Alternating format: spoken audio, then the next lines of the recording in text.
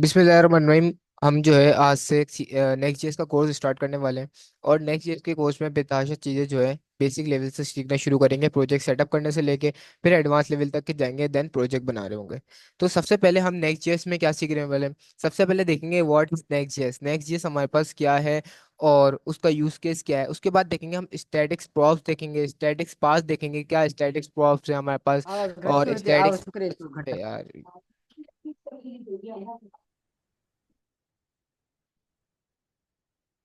एक minute mute कर दूंगा। स्टैटिक प्रॉप्स हमारे पास क्या होते हैं, स्टैटिक पाथ्स हमारे पास क्या होते हैं, ये चीजें भी हम देखेंगे। उसके बाद क्लाइंट साइड और सर्वर साइड रेंडरिंग क्या होती है, इन दोनों में डिफरेंस भी हम देख रहे होंगे। और भी बेताशा चीजें देख रहे होंगे, हम कैसे स्टेट्स को डिफाइन करते हैं और बाकी हुक्स वगैरह भी हम आगे जाके मतलब बिगनर लेवल से सारी चीजें जो है हम कवर कर रहे होंगे। तो नेक्स्ट जेएस स्टार्ट करने से पहले ये समझना पड़ेगा व्हाट इज नेक्स्ट जेएस और नेक्स्ट जेएस हमारे पास क्या है। और रिएक्ट में ऐसी क्या प्रॉब्लम आई कि हमें नेक्स्ट जेएस की तरफ मूव करना पड़ा। सही है, तो रिएक्ट की प्रॉब्लम को भी हम सॉल्व कर रहे होंगे, समझ रहे होंगे कि इसमें प्रॉब्लम क्या है और प्रॉब्लम को किस तरीके से नेक्स्ट जेएस सॉल्व करने की ट्राई कर रहा है। सही, तो इसके लिए मैंने एक छोटा सा जो है डायग्राम या बना के रखी हुई है, उसको थोड़ा सा एक्सप्लोर करते हैं और समझते हुए चलते हैं कि असल में what is the problem of react in React. तो हम नेक्स्ट जेएस क्यों इसको जो है प्रॉब्लम सॉल्व करने की ट्राई कर रही है, रिएक्ट में क्या क्या प्रॉब्लम्स हैं जिससे हमारी वेबसाइट को डाउन होती है और नेक्स्ट जेएस इसको अप्रूव कर रही है। सही, तो सबसे पहले एज्यूम करें कि आप एज अ रिएक्ट डेवलपर हैं। सही, आप क्या है, एज अ रिएक्ट डेवलपर है।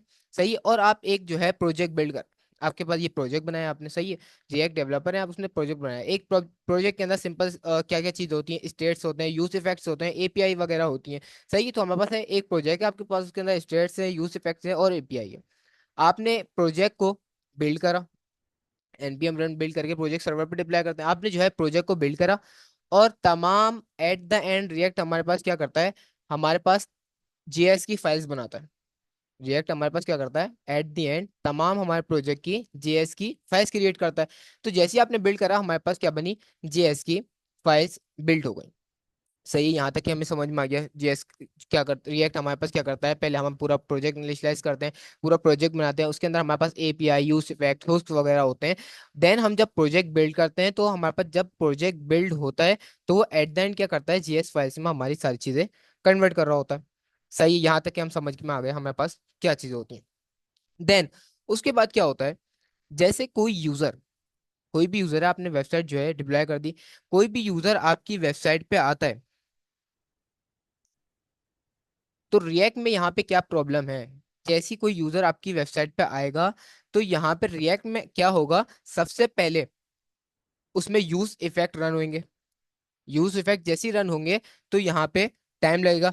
यूज इफेक्ट रन होंगे, फिर उसके बाद हमारे पास एपीआई कॉल होंगी, मतलब हमारे पास जितनी भी एपीआई है, जैसे यहाँ पे एक एपीआई कॉल हुई, देन हमारे पास सेकंड एपीआई कॉल हुई, देन हमारे पास यहाँ पे थर्ड एपीआई कॉल हुई। ये इसने जो है तकरीबन आपके 4 से 5 सेकंड ले लिए एपीआई रन करने में। सही है, तो यहाँ पे हमारे पास क्या हुआ, अभी हमारे पास स्क्रीन बिल्कुल ब्लैंक दिख रही है, यूजर आया हुआ है हमारी वेबसाइट पे, स्क्रीन क्या है, ब्लैंक, क्योंकि सारी चीजें जो है बैकएंड पे लोड हो रही हैं। पहले क्या हो रहा है, यूज इफेक्ट रन हो रहे हैं, उसमें टाइम लग रहा है। उसके बाद आपके पास एपीआई से जो बैकएंड पे डेटा आ रहा है, वो रन हो रहा है, तो उसमें भी वो टाइम ले रहा है। सही है, उसके बाद हमारे पास क्या होगा, जब एपीआई से बैकएंड से डेटा आ जाएगा, फिर वो कंपोनेंट रेंडर करेगा। जब कंपोनेंट रेंडर करेगा, तो आपकी वेबसाइट पे कंपोनेंट रेंडर होंगे। इस तरीके से हमारे पास मुख्तलिफ कंपोनेंट्स होते हैं, या हमारे पास वेबसाइट पे आपकी कंपोनेंट्स इस तरीके के रेंडर होंगे। जब कंपोनेंट रेंडर होंगे, फिर यूजर को आपकी वेबसाइट विजिबल होगी। तो इतना सारा यूआई स्लो है, सबके पास स्लो है या आपके पास स्लो है? थोड़ा सा एक दो मुझे बता दें कि आपके पास भी स्लो आ रही है, तो मैं चेक करूं।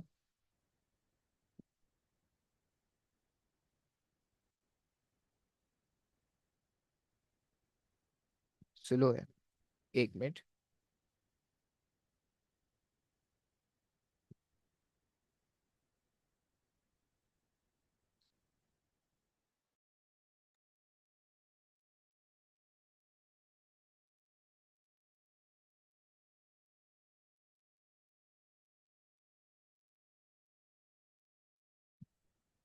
बोल तो मैं काफी लाउड रहा हूँ, एक मिनट रुक जाए, मैं चेक कर लूँ। हेलो। हेलो। अब आ रही है बस क्लियर।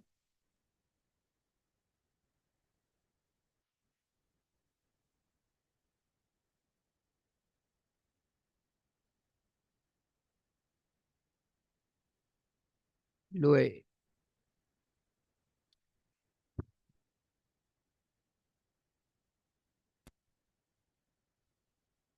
हेलो। हेलो। हेलो। ये क्या हो गया, एक मिनट। हेलो।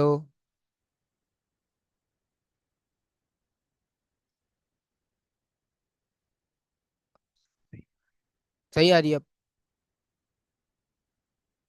चले सही है। कंटिन्यू करते हैं।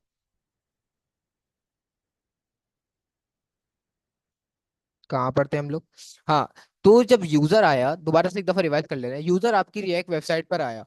अब सबसे पहले क्या हो रहे हैं, यूज इफेक्ट रन हो रहे हैं। अभी यूज इफेक्ट समझ ले, कोई हमारे पास यूज इफेक्ट्स होते हैं, उसको पहले रन होने में टाइम लगता है। सही है, आगे जाके हम समझेंगे सारी चीजें क्या है। सिर्फ आप एक एज्यूम कर रहे हैं कि आप जो है रिएक्ट डेवलपर हैं। सही है, सबसे पहले हमारे पास यूज इफेक्ट जो है वो रन हो रहे हैं, तो उसमें हमारे पास 3 से 4 सेकंड लग रहे हैं। 3 4 सेकंड भी, ये मिनिमम अमाउंट भी जो है टाइम की, वो यूजर के लिए बहुत बड़ी अमाउंट होती है, जो यूजर हमारे पास इंटरेक्ट नहीं कर पाता हमारी वेबसाइट पे। तो यूज इफेक्ट्स में हमारे पास रन जब करे तो हमारे पास कुछ टाइम लग गया। देन हमारे वेबसाइट में या हमारे पास रिएक्ट में जितनी भी एपीआई कॉल हुई हुई है, तो वो बैकएंड पे क्या करेंगी, बैकएंड पे जाएंगी और डेटा लेके आएंगी सर्वर से। जब सर्वर से डेटा लेके आएंगी तो उनको टाइम लगेगा। सही है, जब सर्वर से वो डेटा लेके आएंगी तो उनको टाइम लगेगा आने आने में। पहले जाएगा, फिर एपीआई कॉल होगी, फिर एपीआई कॉल करके जब डेटा आएगा, फिर उसके बाद हमारे पास रिएक्ट के कंपोनेंट बनेंगे। कंपोनेंट बनने के बाद फिर रेंडर होंगे, रेंडर होने के बाद हमारी स्क्रीन पे शो होंगे। तो ये कितना बड़ा प्रोसेस था, और हमारा यूजर जो है यहाँ पे थक गया हमारी वेबसाइट पे बैठे बैठे, हमारे पास कंपोनेंट रेंडर नहीं हुए। ये मैं आपको बस ये माइनर सा फर्क बता रहा हूँ कि 5 7 8 सेकंड लग गए कि हमारी वेबसाइट खुलने खुलने में ही। सही है, तो यूजर यहाँ पे चला गया, हमारी वेबसाइट डाउन हो गई, हमारी वेबसाइट जो है क्रैक हो गई, एक तरीके से कह लें। यूजर अब अट्रैक्ट नहीं हो पा रहा ना हमारी वेबसाइट से, क्योंकि जब भी यूजर क्लिक करेगा वेबसाइट पे, तब वो लोड होना शुरू होगी। तो जब लोड होना शुरू होगी, सारी चीजें जब रेंडर होंगी, तो उसमें हमारे पास वेबसाइट में यहाँ पे टाइम लगेगा बनने में। एट अदर हैंड देखते हैं नेक्स्ट जेएस पे ऐसा क्या होता है। नेक्स्ट जेएस हमारे पास किस तरीके से काम कर रही होती है, और उसमें क्या क्या चीजें इन्वॉल्व होती है, ये भी थोड़ा सा आर्टी ग्राफ बना के चेक करते हैं। पहले जो है मैं बना लेता, लेकिन मेरे पास टाइम नहीं था, इस वजह से मैं बना नहीं पाया। खैर, अब बना ले रहे हैं हम। एज्यूम करते हैं ये हमारे पास नेक्स्ट जेएस की ऐप है। सही है, अब थोड़ा सा टाइम लगेगा बनाने में, लेकिन कॉम्प्रोमाइज करें। नेक्स्ट जेएस, ये हमारे पास एक नेक्स्ट जेएस की ऐप है, जो हमने जो है यहाँ पे बना रहे हैं। उसके अंदर जो है हम फ्रेगमेंट भी एक दफा डाल ले रहे हैं, जैसे हमने ऊपर यूज करें। यहाँ पे फ्रेगमेंट्स भी हम बना ले रहे हैं। और ये हमारे पास एक नेक्स्ट की ऐप है। अब ये क्या कर रहा है, ये भी एट द एंड क्या करेगा, प्रोजेक्ट हम बिल्ड करेंगे। अब इसको जब देखते हैं बिल्ड करने पे ये क्या कर रहा है, यहाँ पे हम प्रोजेक्ट हमारे पास ये हो रहा है बिल्ड।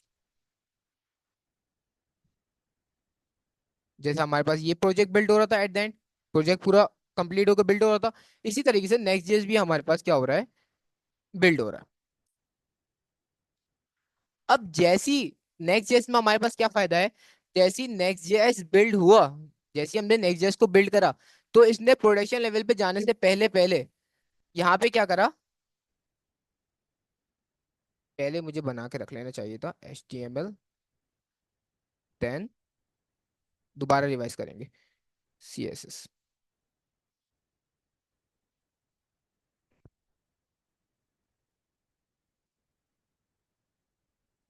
दोबारा देखते हैं। हम नेक्स्ट जेएस की हमने ऐप बनाई। अब नेक्स्ट जेएस की ऐप जैसी हमने बिल्ड करी सर्वर पे, अब जैसी इस नेक्स्ट जेएस हमारे पास क्या करेगा, नेक्स्ट जेएस पे जैसी हमने सर्वर पे बिल्ड करी, तो उसने हमारे लिए प्रोजेक्ट पे HTML CSS पहले से बिल्ड करके रख देगा। समझ रहे बात को, HTML CSS पहले से ही बिल्ड करके रख देगा। अब जब ये हमारी वेबसाइट सर्वर पर जाएगी, अब ये वेबसाइट जब हमारे पास सर्वर पे जाएगी, तो हमारे पास HTML CSS पहले से लोड है। अब यूजर को कोई तंग परेशानी नहीं आएगा, जैसे यूजर क्लिक करेगा फौरन उसके पास वेबसाइट खुल जाएगी बिना किसी लोडिंग के। क्यों, क्योंकि हमारे पास क्लाइंट साइड पे HTML CSS रन हो चुकी है, पहले से नेक्स्ट.js ने बिल्ड करने के टाइम उसको रन कर दिया था, और जैसी वो सर्वर पे रेंडर हुई, सर्वर पे गई हमारी वेबसाइट, तो उसने HTML CSS पहले से रेंडर कर दी। जो यूजर हमारी वेबसाइट पे आ रहा है तो उसको HTML CSS पहले से दिख रही है। तो नेक्स्ट.js ने हमारा काम ये आसान कर दिया। पहले जो लोडिंग वाला काम था रिएक्ट में, वो हमारे पास नेक्स्ट.js ने खत्म कर दिया यहाँ पे। सही है। अब सर्वर के बाद जैसे ही हमारे पास कंपोनेंट होते हैं, कंपोनेंट हमारे पास रिएक्ट में भी थे, सही है, इसी तरीके से हमारे पास नेक्स्ट.js में भी जो कंपोनेंट है, वो सर्वर पे जाते जाते उसने कंपोनेंट हमारे सारे क्रिएट कर दिए। सिंपल। तो उसने क्या करा, रिएक्ट ने हमारे पास, नेक्स्ट.js ने हमारे पास रिएक्ट का ये मसला हल करा कि जो लोडिंग वाला मसला था वो नेक्स्ट.js ने हमारा पास हल कर दिया। सही है। तो एक मसला तो हमारे पास ये हल हो गया। दूसरा, एक और इशू की तरफ आते हैं, वो है हमारे पास एसईओ। एसईओ क्या होती है? Search engine optimisation. Search engine optimisation हमारे पास, अब इसका क्या मसला है, इसका थोड़ा सा मसला मसला देखते हैं। इसका मसला ये है कि जैसे आप चाह रहे हैं, ये मेरी एक वेबसाइट है, अब मैं चाह रहा हूँ कि इसको गूगल के फर्स्ट पेज पे रैंक करूं। किस पे? गूगल के फर्स्ट पेज पे रैंक करूं। इसके लिए मुझे क्या करना पड़ेगा, सारे मुझे प्रोसीजर करना पड़ेगा जो भी मैं करता हूँ गूगल से। लेकिन हम ऊपर ऊपर से बात करते हैं कि मैं चाह रहा हूँ कि मेरी वेबसाइट गूगल के फर्स्ट पेज पे रैंक करे। मतलब जो भी, जैसे फूड की वेबसाइट है, मैं जैसे फूड के हवाले से सर्च करूँ, सबसे पहली वेबसाइट मेरी आए। अब गूगल क्या करेगा, गूगल इस वेबसाइट को कर्ल करेगा, और जब इस वेबसाइट पे बॉट्स आएंगे गूगल के, सही है, ये अभी रिएक्ट की बात कर रहा हूँ, नेक्स्ट जेएस की बात नहीं कर रहा हूँ। जब इस वेबसाइट पे गूगल के बॉट्स आएंगे, तो वो क्या देखेंगे, आपकी वेबसाइट तो अभी लोड हो रही है, और उस गूगल के बॉट्स को क्या दिखेगा, आपकी वेबसाइट क्या है, ब्लैंक है। गूगल के बॉट्स को यही दिख रहा है ना, आपकी वेबसाइट अभी ब्लैंक है।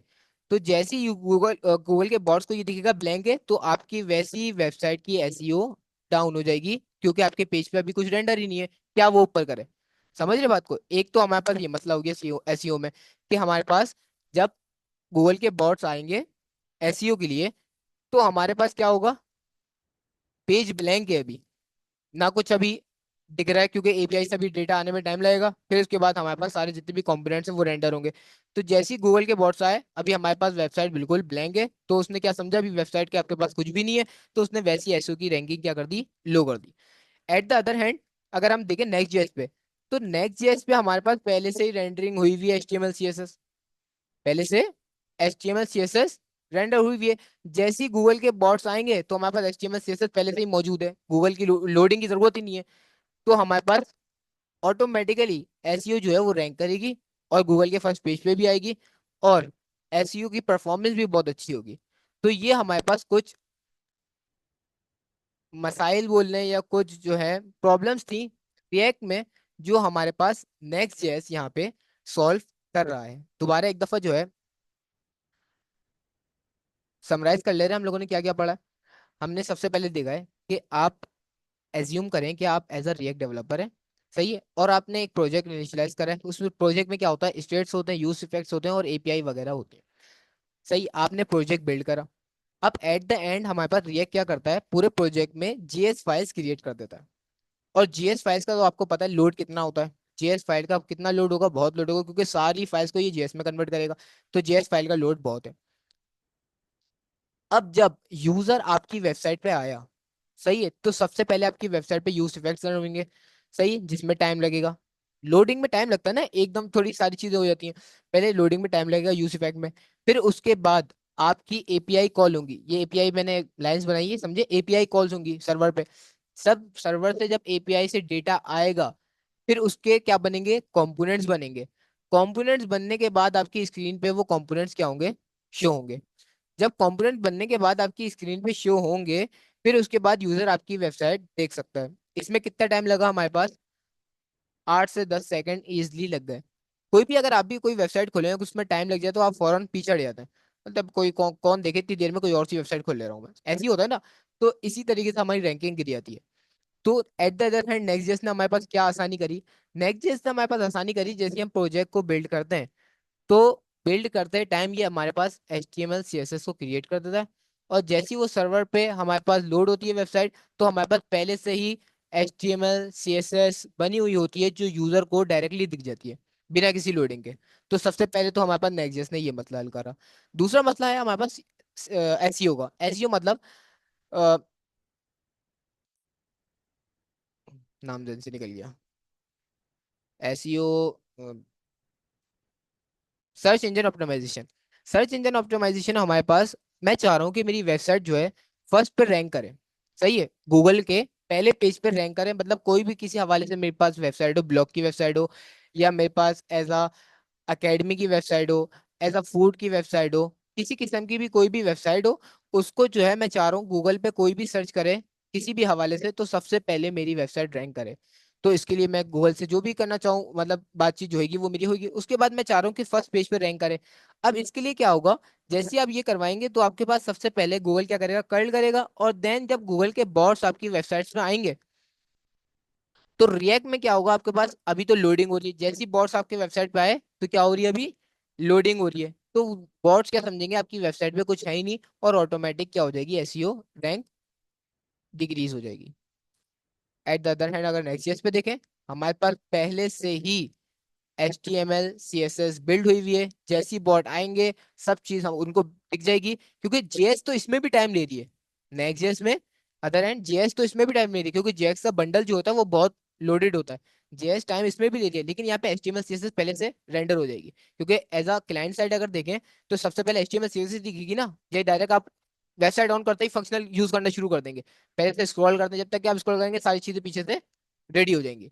तो यहाँ पे नेक्स्ट हमें क्या आसानी दे रहा है, HTML CSS पहले से ही तैयार हुई हुई है, जैसी बॉट्स आएंगे आपके पास वेबसाइट उनको विजिबल होगी, तो वो रैंकिंग में आपकी वेबसाइट बिल्कुल इंक्रीज होकर टॉप पे आ जाएगी।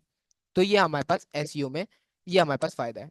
तो यहाँ तक की उम्मीद है कि ये चीजें जो है आप लोग को समझ में आ गई होंगी, नेक्स्ट जेस्ट और रिएक्ट में क्या प्रॉब्लम है।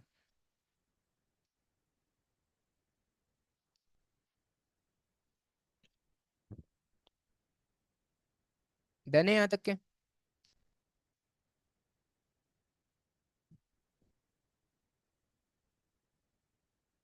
सही है। अब जो है बढ़ते हैं आगे, हम कैसे प्रोजेक्ट को सेटअप कर सकते हैं, अपने नेक्स्ट जेस का प्रोजेक्ट प्रोजेक्ट जो है किस तरीके से सेटअप कर सकते हैं। अच्छा मैं आपको जो है, अच्छा एक और चीज हम इसमें पढ़ लें। एक और चीज हमें क्या पढ़नी है, कि ये नेक्स्ट जेस किसने बिल्ड करी है, वर्सल.com की तरफ से ये बिल्ड हुई है नेक्स्ट जेस। कहाँ से, वर्सल.com, मैं आपको दिखा भी दे रहा हूँ, वर्सल, VERCEL, वर्सल.com की तरफ से ये इन्होंने, इनकी तरफ से ही जो है नेक्स्ट जेस बिल्ड हुई भी है। और वर्सल.com ऐसा क्या है, एज अ डिप्लॉयमेंट, हमारे पास कॉम वेबसाइट है जो इस पे हम अपने प्रोजेक्ट को डिप्लॉय कर सकते हैं, होस्ट कर सकते हैं, तो ये हमारे पास वर्सल की तरफ से नेक्स्ट.जेएस हमारे पास है। इस पे अगर हम नेक्स्ट.जेएस यहाँ से अगर बनाते हैं तो ये हमें होस्टिंग जो है फ्री देते हैं। सही, तो इस पे भी देखेंगे। आई थिंक कल से जो है, अगर अभी नेक्स्ट.जेएस का प्रोजेक्ट बनाना सिखा दे रहा हूँ, लेकिन नेक्स्ट जो है कल की क्लास में हम इससे बना लेंगे, ताकि हमारे पास आसानी हो जाए और हम डिप्लॉय भी आसानी से कर पाए। सही है, तो अभी हमने सिर्फ ये देख लिया कि वर्सल की तरफ से ये नेक्स्ट.जेएस हमारी बनाई गई है। अब सबसे पहले देखें प्रोजेक्ट कैसे सेटअप करते हैं। प्रोजेक्ट सेटअप करने के लिए मैं अपने पास मेन में आता हूँ, और मेन में आने के बाद हमारे पास नेक्स्ट.जेएस प्रैक्टिस, और उसके अंदर आके Ctrl+Shift+N, और यहाँ पे एक न्यू फोल्डर बना ले रहा हूँ, नेक्स्ट.जेएस कोर्स का एक नाम से मैंने एक फोल्डर बना लिया।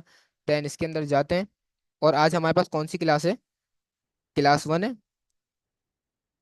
तो मैं यहाँ पे क्लास 1 का फोल्डर बना ले रहा हूँ।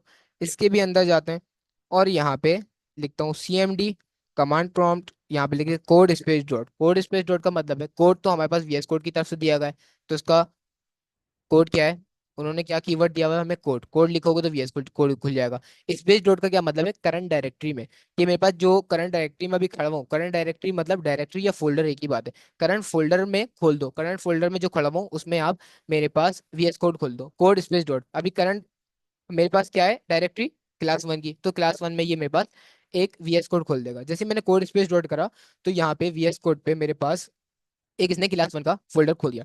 अब प्रोजेक्ट सेटअप करने के लिए बहुत ही इजी वे है मेरे पास, मैं क्या कर सकता हूँ, मैं यहाँ पे लिखूंगा नेक्स्ट.जेएस, नेक्स्ट.जेएस ही लिख ले रहा हूँ मैं, और तो मेरे पास सबसे पहले आ जाएगी, ये देखिए नेक्स्ट.जेएस बाय वर्सल। नेक्स्ट.जेएस किसकी तरफ से, वर्सल की तरफ से, ये हमारे पास नेक्स्ट.जेएस है। रिएक्ट का फ्रेमवर्क है हमारे पास, जैसे मिल जाता है, रेंडरिंग मिल जाती है, cloud side rendering, server side rendering, ये सारी चीजें पढ़ लेंगे जो हमारे लिए बहुत ही बेनिफिशियल है।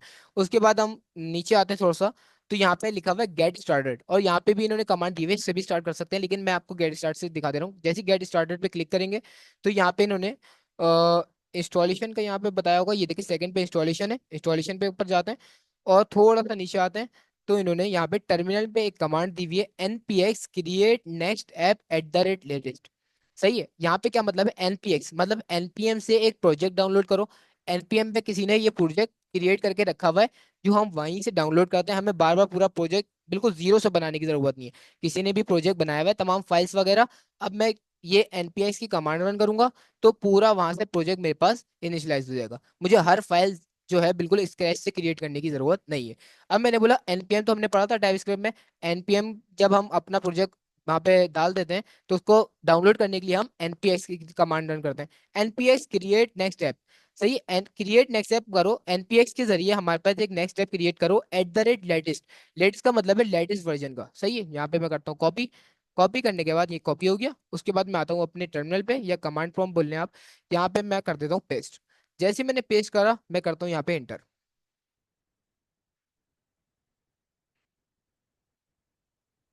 एंटर करने के बाद ये मेरे पास बोल रहा है आप वाई करें प्रोसीड करने के लिए। मैं बोला वाई।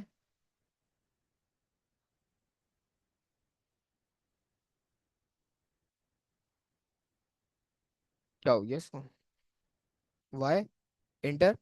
और जैसे इंटर करा तो बोल रहा है what is your project name, आपके प्रोजेक्ट का नाम क्या होगा। मैं बोल रहा हूँ माई, उसने बाय डिफॉल्ट दे दिया माई ऐप। मैं कुछ भी कर सकता हूँ। माई ऐप, मैं बोल रहा हूँ माई ऐप। मैं यहाँ पे बोल रहा हूँ माई ऐप क्लास वन। मैं ये भी डाल सकता हूँ। मैंने बोला माई ऐप क्लास वन होगा, उसने बोला सही है। Would you like to use TypeScript, क्या आप टाइपस्क्रिप्ट को यूज करेंगे या नहीं जावास्क्रिप्ट को यूज करेंगे। मैं बोल रहा हूँ टाइपस्क्रिप्ट को यूज करूंगा, enter. Would you like to use ESLint, ये हमारे पास कोड को फॉर्मेट देने के लिए काम आता है। जैसे हम यूज करते हैं कि राइट क्लिक करके फॉर्मेट डॉक्यूमेंट, तो ये हमारे पास ESLint का फॉर्मेट करने के लिए काम आता है। तो बोला ESLint को यूज करना है, मतलब बिल्कुल यूज करना है। तो आप बोले यहाँ पे बोले आप टेलमेंट CSS को यूज करेंगे, बिल्कुल यूज करेंगे, टेलमेंट CSS पे हम काम करेंगे। Would you like to use source और डायरेक्टरी, क्या आप सोर्स और डायरेक्टरी के फोल्डर बना के काम करेंगे, या सारी फाइल्स आप सेपरेटेड काम करेंगे। तो मैं बोल रहा हूँ नहीं, सोर्स की फाइल अलग होगी, सोर्स की डायरेक्टरी अलग होगी, और अब मुख्तलिफ जो डायरेक्टरीज होंगी वो अलग अलग होंगी सोर्स की। तो उन्होंने बोला, मैं बोला यस, ये सोर्स की जो है आप अलग डायरेक्टरी बना दें। तो उसने बोला ऐप राउटर को यूज करेंगे। ऐप राउटर क्या होता है, राउट्स वगैरह वो हम आगे जाके पढ़ लेंगे, लेकिन हम ऐप राउटर को यस कर दे रहे हैं। Would you like to use custom that default import alias, तो import alias by default no है, तो हम नो ही कर देंगे। जैसे ही मैं नो पे क्लिक करा तो यहाँ पे नीचे मेरे पास प्रोजेक्ट जो है क्रिएट होना शुरू हो गया। अब यहाँ पे जैसी लोडिंग लेता है तो हम वेट करते हैं थोड़ा सा, और हम आ जाते हैं VS कोड पे। ये देखें VS कोड में उसने एक फोल्डर क्रिएट कर दिया, माई ऐप क्लास वन। अब इसको जैसी खोलता हूँ तो इसके अंदर ये सारी फाइल्स आ गई।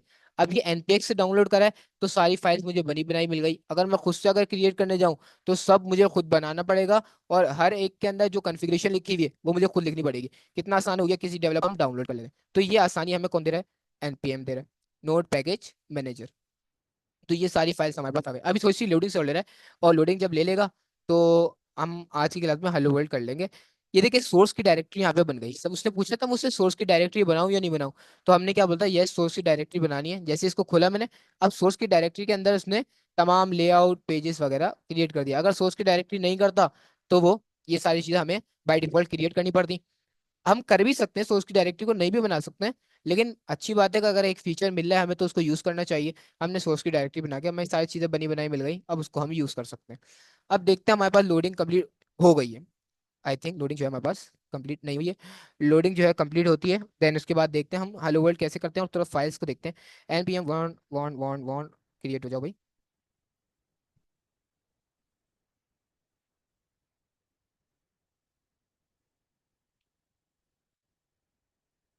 बाकी यहाँ तक कि अगर किसी को कुछ चीज समझ में नहीं आए तो वो पूछ सकते हैं, जब तक कि ये लोड हो रहा है हमारे पास। और बस मुझे ये डर लग रहा है ये मेरे पास मेमोरी का इशू नहीं देते, क्योंकि मैं अभी गया था मेमोरी बढ़वाने तो मैं मुझे मिला नहीं, वो काम हुआ नहीं मेरे पास। असल में इसकी मेमोरी हो गई है फुल, 8 256 है, लेकिन जब भी फुल हो गई है। इसको देखते हैं। हर फोल्डर के लिए इंस्टॉल करनी पड़ेगी क्या चीज़, हर फोल्डर के लिए नया पैकेज बनाए नहीं, तो अगर आपने ज़्यादा नहीं करना है ना, अगर प्रोजेक्ट बनाना आ गया, भाई एक प्रोजेक्ट बनाए और उसी को बार बार ना npm रन डेफ करके खोलें और उसी में काम करती रहें। सही है, ये आसान रहेगा क्योंकि मेमोरी बहुत लेता है, तकरीबन 250 300 MB का ये एक पैकेज बनाता है पूरा। कि sir can you describe more about API. API की मैं आपको सारी समझा दूंगा, हम राउट्स के बाद आएंगे। राउट्स के बाद जैसे ही डायनेमिक राउट्स पे आएंगे तो उसमें मैं एपीआई से डेटा के थ्रू मैं आपको समझा दूंगा कि एपीआई क्या होती है। उसके बाद सर रिएक्ट सीखना जरूरी है या नेक्स्ट जेएस ही काफी है? रिएक्ट अगर सीख लेंगे तो बहुत ही अच्छा है। अगर आपने रिएक्ट सीख ली तो नेक्स्ट जेएस में बचा ही नहीं कुछ।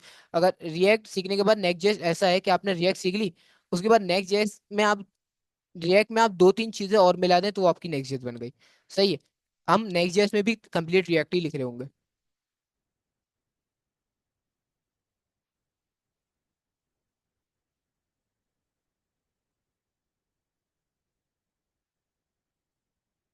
वैसे अगर जैसे वहां पे गवर्नर हाउस में करवा रहे हैं, तो आप अगर रिएक्ट अगर आपको नहीं भी आती है तो वो बिल्कुल बेसिक से लेके शुरू कर रहे हैं, तो वहां पे भी वैसी कवर हो जाएगी। अगर रिएक्ट नहीं भी की है तो कोई मसला नहीं है। असल में ये जो है नाराज हो गया हमारे से, अब बना दिया। बहुत जल्दी बना दिया इसने, लेकिन बना दिया। 362 पैकेज बनाए 4 मिनट के अंदर। 362 पैकेज। अब जो है इसमें थोड़े से फाइल स्ट्रक्चर समझते हैं। फाइल नेक्स्ट क्लास में हम पूरा फाइल स्ट्रक्चर आराम से समझ रहे होंगे बैठ के, ये तमाम फाइल्स कौन सी हैं, next config dot MJS, package dot json, package lock dot json, tailwind CSS, tailwind config dot json, ये सारी फाइल समझ रहे होंगे। लेकिन अभी मेन मेन फाइल समझते हैं और आपको जो है थोड़ा सा कंफ्यूज नहीं करता हूँ। सबसे पहले जो बिगनर है उनके लिए सोर्स का जो अभी ऐप है आपने जब इंस्टॉल करा है, ये सोर्स के नीचे जितनी भी सारी चीजें हैं लिखी हुई हैं, ESLint, git ignore, next, next, package dot JSON की दो फाइल्स क्रिएट हुई है, पोस्ट सीएसएस की, रीडमी की, tailwind CSS, TS config dot json. ये सारी फाइल आप समझे कि हमें डराने के लिए लिखी हुई है। किसके लिए लिखी हुई है? डराने के लिए लिखी हुई है। इससे अभी हमारा कोई ताल्लुक नहीं है। हमारा ताल्लुक किससे? अभी सिर्फ एसआरसी के फोल्डर से। एसआरसी और एसआरसी के अंदर जो ऐप फोल्डर है, हमारा ताल्लुक बस उससे। और बाकी जो हमारे पास जो भी चीजें लिखी हुई है, नोट मॉड्यूल्स वगैरह, इससे ताल्लुक हमारे पास नहीं है। सब अभी सिर्फ अभी बिगनर लेवल पे बता रहा हूँ, सिर्फ सोर्स डायरेक्टरी से हमारा ताल्लुक है। सोर्स डायरेक्टरी को खोलता हूँ। अब इसके अंदर भी हमारे पास सिर्फ दो चीजों से हमारा पास ताल्लुक है, layout dot T S X, page dot T S X. ये फॉन्ट का फोल्डर क्या है, फैब आइकन क्या है, global dot C S S क्या है, कुछ समझने की जरूरत नहीं है। सिर्फ हमारे पास समझे दो चीजें हैं, layout dot T S X, page dot T S X. Page dot T S x में आते हैं। अब सबसे पहले प्रोजेक्ट रन तो करके देखते हैं ये प्रोजेक्ट हमारे पास दिख कैसा रहा है। हम करते हैं यहाँ पे npm रन डेफ। अब यहाँ पे आपको एक एरर बताऊं। यहाँ पे pm हो गया, npm रन डेफ। अब यहाँ पे जैसे ही npm मैंने रन डेफ करा तो यहाँ पे इसने दिया एक एरर। एरर क्या दिया? आपके पास डेफ की स्क्रिप्ट मिसिंग है। जो आप प्रोजेक्ट में प्रोजेक्ट इनिशियलाइज कर रहे हैं नेक्स्ट जेएस का, वो हमारे पास एग्जिस्ट ही नहीं करता। सही है। तो क्यों एग्जिस्ट नहीं करता? क्योंकि बोल रहा है जो जिस फोल्डर में आपने प्रोजेक्ट बनाया आप वो चलाओ, आप जिस फोल्डर में आपने प्रोजेक्ट नहीं बनाया आप वो रन करने की कोशिश करो। क्या मतलब हुआ? हम जो है अभी क्लास 1 में प्रोजेक्ट रन कर रहे हैं। क्लास 1 फोल्डर है हमारे पास, क्लास 1 पे फोल्डर प्रोजेक्ट रन कर रहे हैं। क्लास 1 में तो हमारे पास प्रोजेक्ट है ही नहीं। अगर इसको बंद करें तो क्लास 1 में प्रोजेक्ट है। क्लास 1 के अंदर एक और फोल्डर बना हुआ है, माई ऐप क्लास 1। उसके अंदर हमारे पास सारा प्रोजेक्ट की फाइल्स बनी हुई है। तो हम क्या करेंगे, पहले माई ऐप क्लास 1 के अंदर आ जा रहे हैं, फिर उसके बाद हम अपनी शुरू करते हैं। अंदर आने के लिए ये देखें, सबसे पहले लिखूंगा सीडी। सीडी कमांड होती है। सीडी लिख के मैं बोलूंगा माई ऐप क्लास 1। मैं बोल रहा हूँ CD my app class 1। CD my app class 1 के अंदर आ जाओ। जैसे ही मैंने सीडी माई ऐप क्लास 1 के अंदर करा, यहाँ पे पहले देखें क्लास 1 पे यहाँ पे एंड हो रहा था। अब class 1 / my app dot class 1 के अंदर आ गया ये। मैं बोला सही है। अब जो है आप npm रन डेफ करो। npm run dev. जैसे ही npm रन डेफ करा, अब हमारा प्रोजेक्ट जो है इनिशियलाइज हो जाएगा। जो है हमारे पास लोकल होस्ट 3000 पे होस्ट हो जाएगा हमारे पास प्रोजेक्ट। जैसे ही होस्ट होता है प्रोजेक्ट, इसको रन करने के लिए या तो इसको कंट्रोल से भी क्लिक कर सकते हैं या इसको कॉपी भी कर सकता हूँ मैं। यहाँ से कॉपी करूंगा मैं। कॉपी करने के बाद मैं अपने ब्राउजर पे आके यहाँ पे पेस्ट कर सकता हूँ। जैसे ही मैंने यहाँ पे अपना लोकल होस्ट 3000 पेस्ट करा, आप टाइप भी कर सकते हैं, कोई मसला वाली बात नहीं है। लोकल होस्ट 3000 पेस्ट करने के बाद असल में टाइम बहुत ले रहा है और 3 मिनट हमारे पास क्लास एंड में होने में रह गए और हमें हेलो वर्ल्ड करना है। तो ये इस तरीके का कुछ इंटरफेस दे रहा है। क्यों दे रहा है? क्योंकि इसने बाय डिफॉल्ट पहले से TSX और HTML सीरीज वगैरह यहाँ पे लिखी हुई है। तो इस तरीके का हमारे पास कुछ इंटरफेस यहाँ पे दिख रहा है। अब इसको सेट करने के लिए सबसे पहले मुझे क्या करना पड़ेगा, मैं आता हूँ अपने VS कोड में। VS कोड में आने के बाद मैंने आपको क्या बोला, दो फाइल्स आपने देखनी है, page dot T S X और layout dot T S X. Layout dot T S X भी छोड़ दें, page dot T S X देखनी है अभी आपने। Page dot T S X के अंदर आए, ये जितना भी कोड मेरे पास यहाँ पे लिखा हुआ है, आपने सारा एक क्लिक करना है और यहाँ पे उड़ा देना है। सही है। आपने जैसे ही यहाँ पे कोड जो है रिमूव करा, आपका पेज पे जो है यहाँ पे एक खतरनाक सा एरर आ जाएगा, जो बोलेगा आपने रिएक्ट का कंपोनेंट जो है यहाँ पे रेंडर नहीं किया हुआ। यहाँ पे क्या बोल रहा है, the default export is not a react component in page. आपके पेज में कोई कंपोनेंट नहीं है। मैं बोल रहा हूँ अभी मैं कंपोनेंट बना दे रहा हूँ। कंपोनेंट बनाने के लिए आपने सिर्फ एक फंक्शन लिखना है। फंक्शन लिखने के बाद फंक्शन का नेम देना है, जैसे मैं यहाँ पे बोल रहा हूँ पेज, और यहाँ पे मैंने एक फंक्शन क्रिएट करा और यहाँ पे इसको एक्सपोर्ट कर दे रहा हूँ। एक्सपोर्ट वगैरह अगर आपको समझ में नहीं आ रहा है, कुछ मसले वाली बात नहीं है, नेक्स्ट क्लास में हम सारी चीजें देख रहे होंगे। एक्सपोर्ट डिफॉल्ट फंक्शन पेज, और उसके अंदर एक जो है मैं फ्रेगमेंट, आई थिंक ये एक्सपोर्ट डिफॉल्ट, कोई गलती करी है मैंने, और यहाँ पे एक्सपोर्ट,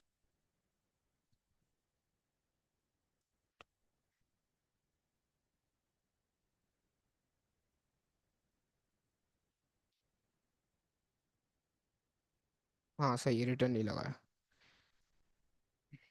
एक्सपोर्ट डिफॉल्ट फंक्शन, और यहाँ पे एक फ्रेगमेंट रिटर्न कर दे रहे हैं, या आप div भी रिटर्न कर सकते हैं, मैं जो है फ्रेगमेंट रिटर्न कर दे रहा हूँ। अब फ्रेगमेंट रिटर्न करने के बाद जो है ये साफ दे रहे हैं एरर। एरर देने के बाद ये क्या बोल रहे हैं, एरर के ऊपर जैसे ही मैं हवर करता हूँ, React refers to a UDM UMD global but the current file is the module consider adding an import instead export. अच्छा डिव ही कर दे रहा हूँ अगर ये, अभी डिव से चलते हैं, और यहाँ पे एच टू के अंदर हेलो। जैसे एच टू के अंदर हेलो लिखा मैंने, तो यहाँ पे मेरे पेज पे हेलो रेंडर हो गया। मतलब हमने अपने नेक्स्ट जेएस में एक हेलो प्रोग्राम लिख लिया, हेलो वर्ल्ड पूरा कंप्लीट कर ले रहे हैं ना इसको। हेलो वर्ल्ड हमने यहाँ पे अपने फर्स्ट फाइल में जो है क्रिएट कर लिया। अगर आपको अभी समझ में नहीं आया ये हमने क्या करा है, किस तरीके से हुआ है, तो आप एक दफा वीडियो तकरीबन दोबारा एक दफा वॉच कर लिएगा, रिकॉर्डेड वीडियो में अपलोड कर दूंगा। देन नेक्स्ट क्लास में हम इसको प्रोजेक्ट को कंप्लीट सेटअप करना देखेंगे, फाइल्स रीड करेंगे, किस कौन कौन सी फाइल क्या काम कर रही है, और बाकी आगे से हम काम करना शुरू करेंगे। तो आई थिंक आज की क्लास के लिए हम इतना ही रखते हैं। नेक्स्ट क्लास में आप लोगों से मुलाकात होती है। अल्लाह हाफिज।